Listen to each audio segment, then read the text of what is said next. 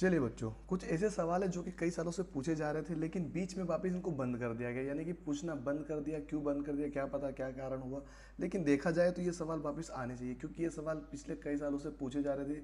बीच में एक एक दो दो साल छोड़ छोड़ के आते जा रहे थे, लेकिन दो तीन चार या फिर 5 साल से लगभग ऐसा सवाल नहीं आए हैं। तो इस बार वापस आना बनता है। कुछ सवाल तो ऐसे बैठने ही चाहिए, क्योंकि ये सवाल हर एक एग्जाम में पूछे जाते हैं। सवाल लगभग लगभग हर नवोदय में कई सालों से पूछे जा रहे थे, लेकिन बंद करने का कारण ये है कि बच्चों नए क्वेश्चन लाना चाहते थे, वो नए क्वेश्चन वापस ला चुके हैं, लेकिन वापस वो रिपीट करेंगे ही करेंगे। मतलब पुराने क्वेश्चंस को वापस रिपीट कर रहे हैं वो। तो ऐसा है कि भाई पुराने क्वेश्चंस को भी थोड़ा सा सीख लिया जाए, अगर आगे तो आंसर अपना सही होना चाहिए ना।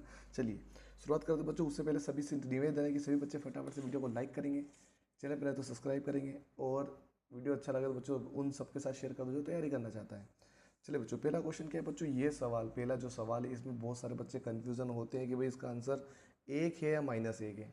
आज ये कन्फ्यूज़न दूर हो जाएगी। -1 को -1 से 95 बार यानी 95 बार गुणा किया जाए तो गुणनफल होगा 1 होगा या -1 हो। ये दोनों तो हो ही नहीं सकता, ठीक है। अब ये बताओ 1 होगा या -1 होगा। तो इसकी मैं एक ट्रिक बताने वाला हूँ। क्या ट्रिक? आपको ये पता है सम और विषम के बारे में? पता है आपको? नहीं पता तो समझिए। अगर मैं बोलूँ यहाँ पे सम संख्या के बारे में, तो सम संख्या कौन सी होती है? सम संख्या कौन सी होती है? जिसमें इकाई का अंक, जिसमें इकाई का अंक क्या हो? 2 हो, 4 हो, 6 हो, या 8 हो, या 0 हो। ये इकाई का अंक है। उसकी बात करें, विषम संख्या की बात करें बच्चों, किसकी? विषम संख्या की। तो विषम संख्या में कौन कौन से आ जाएंगे? 1, 3, 5, 7 व 9। ठीक है बच्चों, अब यहाँ पर समझ लीजिए, ये दो चीज़ अगर आपने पता कर ली, हमारा आंसर कंफर्म हो जाएगा। कैसे? मैं आपको यहाँ पे बताने वाला हूँ, ध्यान से देखिएगा। देखिए बच्चों, जब भी यहाँ पर पीछे कौन सा अंक आ रहा है? पीछे क्या आ रहा है? पीछे क्या आ रहा है? 5 लिखा हुआ है। क्या आ रहा है? 5 किस में आता है? इसमें आता है। ठीक है, 5 किस में आता है? इसमें आता है। तो अगर इस वाले एरिया में आएगा तो क्या 1 आएगा या -1 आएगा? इसमें आएगा तो क्या 1 आएगा या -1? क्या आएगा? बस ये हमको यहाँ पे हिंट मिल रही है। सम विषम हमने समझ लिया, बिल्कुल आ चुका समझ में। बस आंसर कैसे पता करें ये बताओ जल्दी से। भाई वही तो मैं बता रहा हूँ। देखिए बच्चों, किस प्रकार से हम करेंगे। जब भी बच्चों यहाँ पर क्या आएगा? विषम संख्या आएगी, तो हमारा आंसर हमेशा 1 आएगा। क्या आएगा? हमेशा 1 आंसर आएगा। ध्यान से रखिएगा, दिमाग में रखिएगा। ट्रिक है बच्चों ये, सॉल्यूशन नहीं कर रहा हूँ मैं, ट्रिक है ये। और अगर ये सम संख्या है, मतलब इकाई का अंक, इनमें से कुछ हुआ तो आंसर माइनस में आएगा। ठीक है, माइंड में रख लोगे कि नहीं रखोगे? बिल्कुल रख लोगे। कैसे? सम संख्या आएगी, मतलब कि 2, 4, 6, 8 या 0 वाला अंक हुआ पीछे का, तो -1 आंसर है। 1, 3, 5, 7, 9 हुआ तो आंसर प्लस में आएगा। ये अपने को ध्यान रखना है बच्चों। ठीक है, जैसे मान लीजिएगा अगर यहाँ पे 101 आ गया, क्या आ गया? 101 लिखा हुआ आ गया, तो इकाई का अंक क्या है? पीछे 1 है। आंसर देखा हमने, भी इसका आंसर 1 हो जाएगा। अगर इकाई का अंक 104 आ गया, कितना आ गया? 104 आ गया, तो आंसर हो जाएगा -1, क्योंकि इकाई का अंक 4 है, और 4 किस में आता है? सम में आता है, और सम का आंसर हमने क्या बताया? ट्रिक -1 होता है। माइंड में रहेगा। चलिए, बहुत नोट डाउन कर लीजिए बच्चों, माइंड में डाल लीजिए, कैसे भी रखिए। लेकिन जब सवाल आया तो गलत नहीं होना चाहिए, इसकी जवाबदारी लेना पड़ेगी, तभी तो सिलेक्शन होगा। ऐसे काम नहीं चलेगा, है ना। तो हर एक चीज़ आपको अच्छे से सिखाएंगे बच्चों। अब तो लाइक तो कर दो कम से कम, अभी तो लाइक करना ही पड़ेगा। चलिए अगले सवाल पे आते हैं। फटाफट से बच्चों, बोर्ड मास का सवाल है। अब बोर्ड मास के सवाल मिसिंग होते हैं, लेकिन हर 1-2 साल में आते ही आते हैं। तो ये ध्यान रखना है कि भाई ये बोर्ड मास का सवाल हमको गलत नहीं होना चाहिए, चाहे लेवल छोटा हो या बड़ा हो। नियम कायदे अगर पता होगा तो हर सवाल सरल है, अगर नियम कायदे नहीं पता है तो सारे सवाल कठिन है, चाहे वो कितना भी सरल क्यों ना हो। लेकिन अगर नहीं आता तो वो कठिन होता ही होता है। इसलिए सीख लीजिए, समझ लीजिए, क्योंकि आप ही के काम आने वाला है। तो समझिए ध्यान से। सवाल ये है बच्चों कि 24 यहाँ पे लिखा गया, सेकेंड सवाल की बात कर रहा हूँ मैं। 24 लिखा गया, उसके बाद प्लस का चिन्ह है, फिर एक बड़ा ब्रैकेट बनाया गया है। बड़े ब्रैकेट के बाद 6 लिखा हुआ माइनस का है, फिर उसके बाद मंझला ब्रैकेट यहाँ पे बनाया गया है, जो कि बच्चे बनाने में काफ़ी तकलीफ होती है ये वाला ब्रैकेट।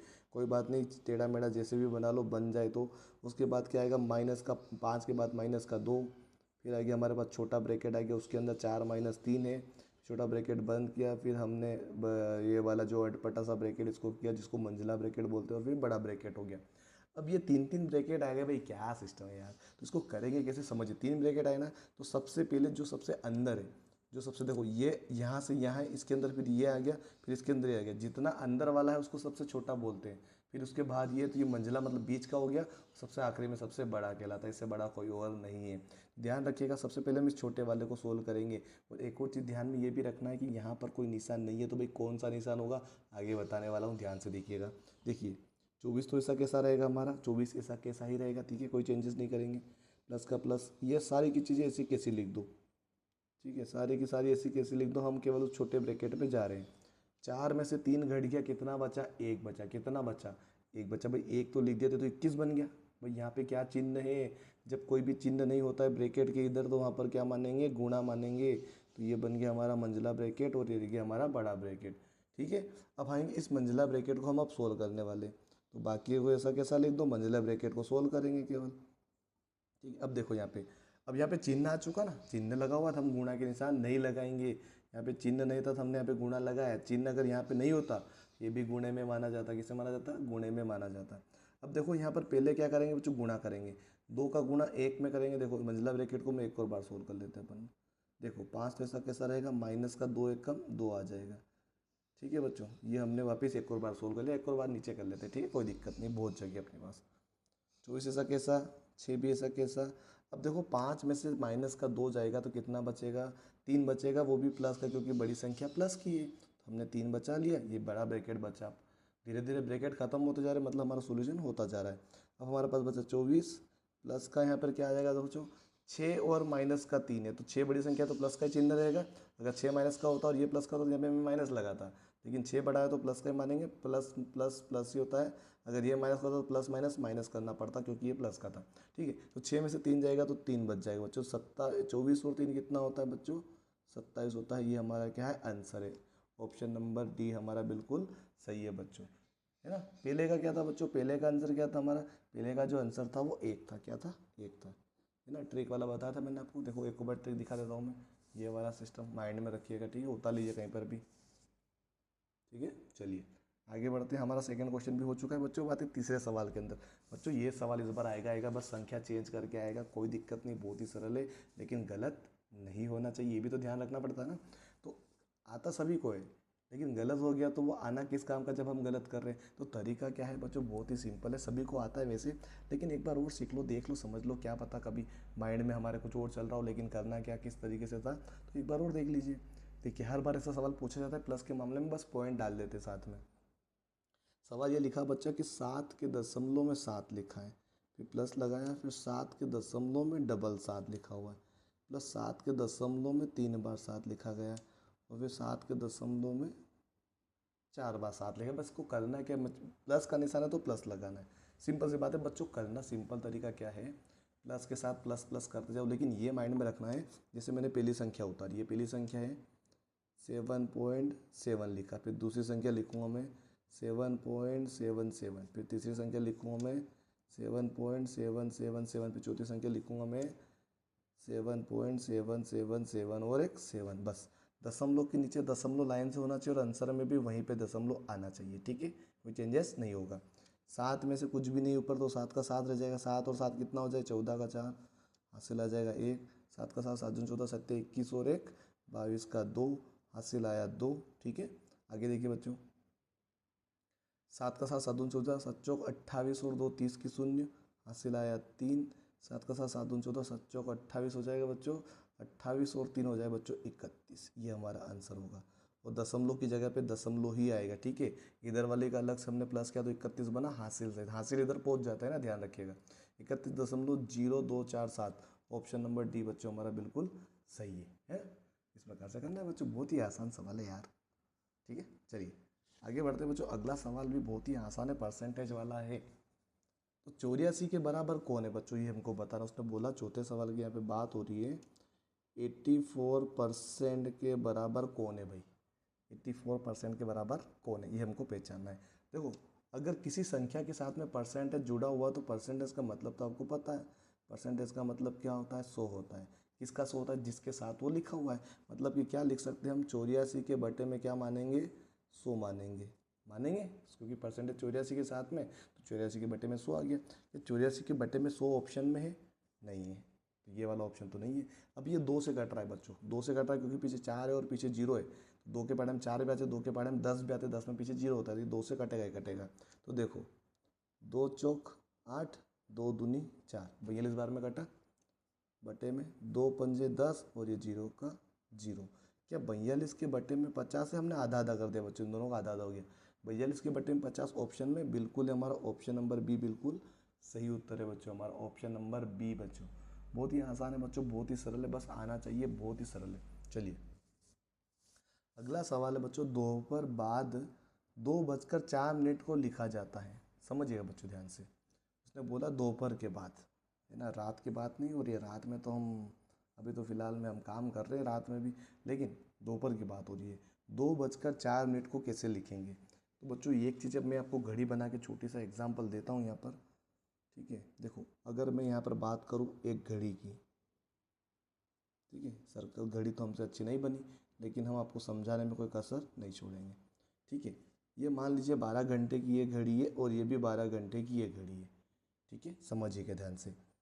टोटल 24 घंटे होते हैं, आपको पता है, एक एक दिन में 24 घंटे होते हैं, तो 12 घंटे AM होता है और 12 घंटे PM होता है, ठीक है। ये आपको स्पष्ट हो गया।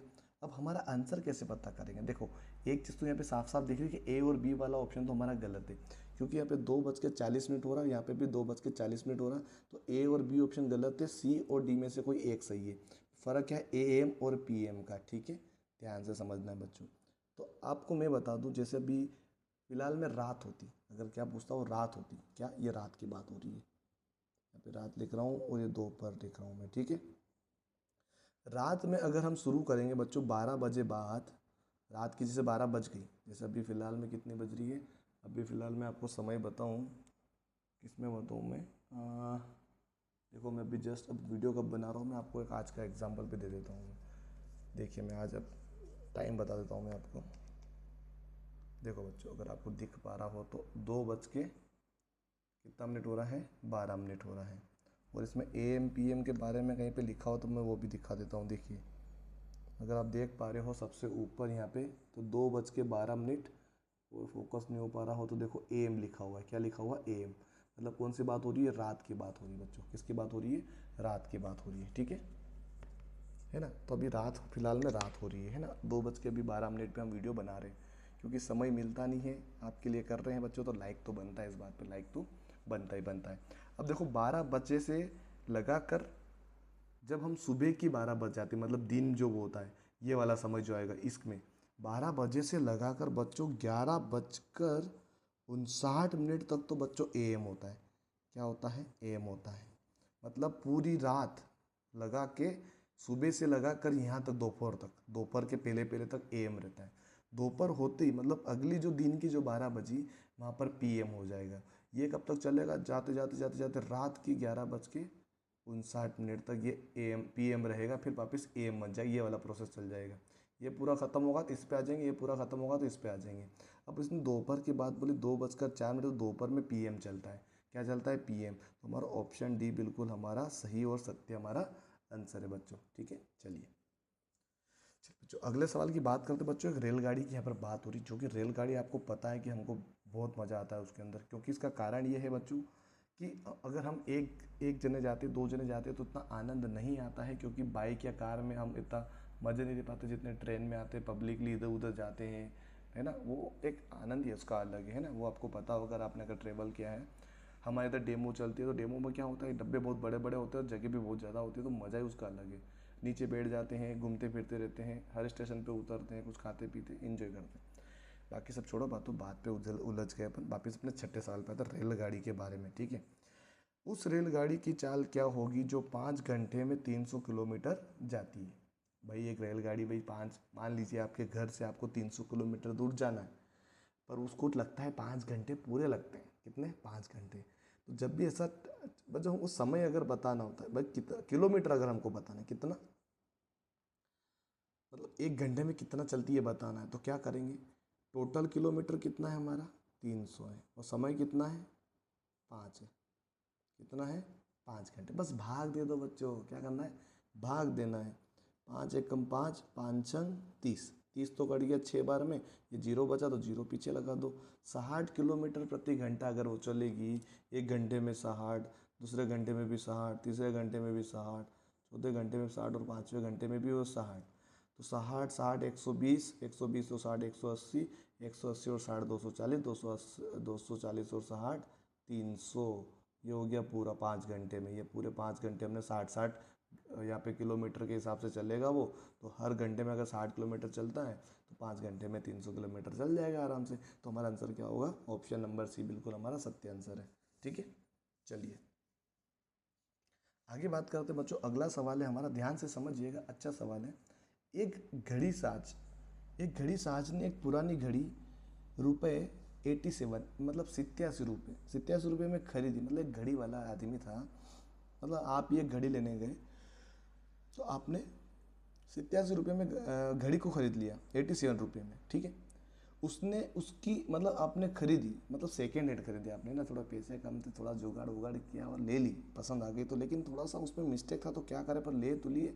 फिर उसने आपने क्या किया, उसने इसकी मरम्मत पर 10 रुपये लगा दिए। भाई देखो, अब ये बात तो समझ में आ चुकी है भाई, 87 तो हमने उस दुकानदार को दे दिए थे भाई, 87 उसको दे दिए और 10 रुपये मैंने उसमें इलाज करवा लिया उसका, यानी कि मरम्मत करवा ली, तो भाई मेरे को पड़ गए वो 97 रुपये में हमको घड़ी पड़ चुकी है ना। 97 रुपये में हमको पड़ी है, 100 में 3 रुपये कम केवल, ठीक है।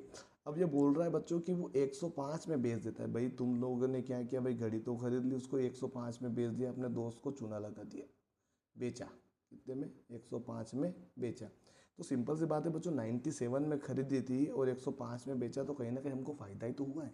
कितने रुपए का फ़ायदा हुआ बच्चों, तो सिंपल सी बात है, इसको काट के मैं 9 बना दूंगा, क्योंकि इधर से लेंगे तो इधर से 15 हो जाएगा, 7 8 15 8 आ जाएगा यहाँ पर 8 रुपये बच्चों। सिंपल सी बात है, 97 के बाद क्या आ जाएगा, 98 99 100 है ना, 101 102 103 104 और 105, तो 1 2 3 4 5 6 7 8 8 रुपये बच्चों उसने क्या किए, कमा लिए।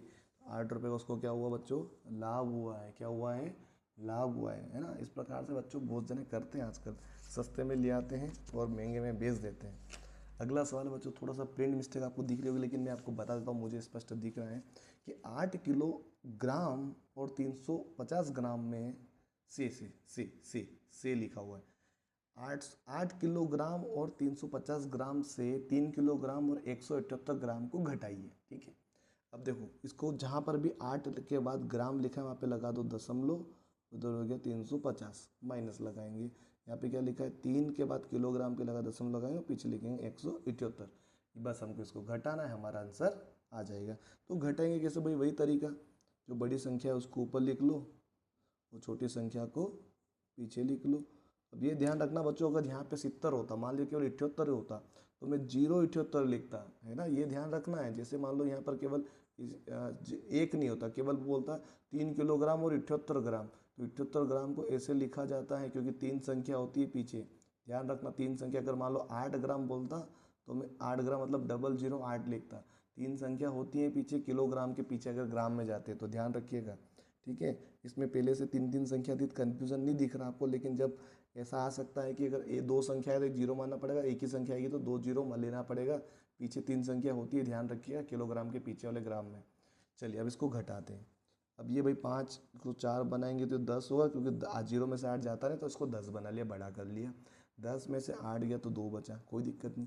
फिर 4 में से फिर 7 नहीं जाएगा, फिर वही मान दे, मतलब फिर घटेगा नहीं, तो इसको 2 मानेंगे, ये हो जाएगा 14। 14 में से 7 गया तो 7 बच जाएगा, सिंपल। चलिए अब 2 बचा, उधर नीचे 1 बचा, 2 में से 1 गया तो 1 बचा, दशमलव का दशमलव, 8 में से 3 गया तो 5 बचा। तो ये हमारा क्या होगा, 5 किलोग्राम, वापस दशमलव की जगह क्या लिख दो, 5 किलोग्राम 172 ग्राम, ये हमारा क्या हो गया, आंसर हो गया। 5 किलोग्राम 172 ग्राम बच्चों, हमारा ये ऑप्शन नंबर ये हमारा बिल्कुल सही उत्तर हो गया, है ना। तो बच्चों ये थे हमारे कुछ क्वेश्चन, सरल क्वेश्चन से, लेकिन बच्चों प्रैक्टिस करना पड़ती है, ये ध्यान रखिएगा। अगर आप अच्छे से प्रैक्टिस कर लोगे तो कठिन सवाल भी बनाओगे, बेसिक सवाल भी बनाओगे, और हमको बस देखो सिलेक्शन पाना है, तो देखो तैयारी तो करनी पड़ेगी, क्योंकि हम करवा रहे हैं। अगर नहीं जुड़े हो तो जुड़ जाइए, फिर बाद में कहना मत हमें कि भाई हम तैयारी नहीं कर पाए, ये नहीं कर पाए, क्योंकि आलसी खाओगे तो भाई सिलेक्शन थोड़ी ना होगा। अगर हमारी शिद्दत और लगन पूरी 100% हम अगर हम देते हैं तो हमारा चयन बिल्कुल होगा बच्चों, हमारे नवोदय विद्यालय प्रवेश परीक्षा 2025 के अंदर कक्षा 6 की मैं बात कर रहा हूँ बच्चों। हर बच्चा लायक है, हर बच्चा कोशिश करता है, हर बच्चा मेहनत करता है, वो बच्चा अवश्य अपना मुकाम पा लेता है जो अपना 100% अपने अपने जो पढ़ाई के ऊपर देता है, जो मतलब कि एक तरीके से बहाने नहीं करता है, वो पढ़ाई को पूरी तरह शिद्दत से निभाता है। एक टाइम बना के रखता है कि भाई हमको पढ़ाई करना तो करना है, चाहे कुछ भी हो जाए, है ना। ये अपने को माइंड में रखना, रेगुलर रोज़ पढ़ाई करके, मतलब एक भी दिन खाली नहीं जाना चाहिए, रेगुलर पढ़ाई होना ही चाहिए, ध्यान रखिएगा। चलिए बच्चों, आज के लिए इतना ही होगा, हमारी नींद, हम जा रहे हैं सोने के लिए। आपको बहुत बहुत मतलब धन्यवाद इस चीज़ का, अगर आपने यहाँ तक वीडियो देख लिया है। तो अगर यहाँ तक देख लिया है बच्चों, तो कोशिश कीजिए कि चैनल को सब्सक्राइब कर ले और लाइक भी कर दे और कमेंट जरूर कीजिए बच्चों वीडियो कैसा लगा। अगर कोई और वीडियो चाहते हैं तो मुझे कमेंट में कीजिएगा, सर और पढ़ा दीजिए, और सिखा दीजिए, हम वो भी करेंगे। बस आपका सपोर्ट चाहिए बच्चों, सपोर्ट आप करते रहिए, हम पढ़ाते रहेंगे। बहुत बहुत धन्यवाद।